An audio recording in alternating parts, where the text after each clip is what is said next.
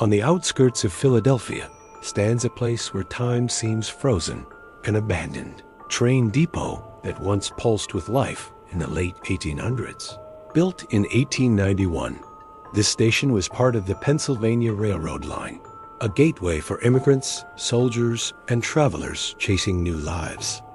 But behind its red brick walls, whispers of tragedy echo louder than history books ever dared to tell. Locals say the decline began after a horrific accident in 1918 when a derailed passenger car slammed into the station, killing more than a dozen people waiting for their trains.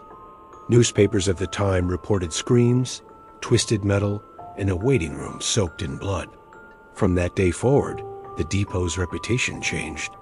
Passengers complained of sudden chills, of hearing voices when the station was empty, of seeing smoke drift from tracks where no trains ran.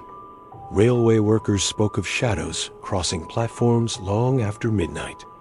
One night, a conductor swore he saw a soldier in a World War I uniform step aboard a train car that didn't exist, his lantern flickering in the dark.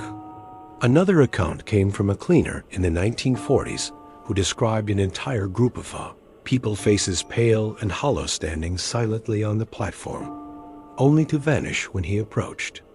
As decades passed and trains shifted to other routes, the station was shuttered. But abandonment didn't bring silence. Paranormal investigators recorded unexplained footsteps, echoing whistles, and sudden blasts of icy air.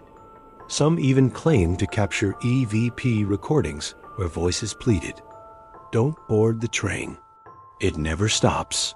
Historians tried to explain the legends, suggesting that collective trauma from the accident created a culture of ghost stories.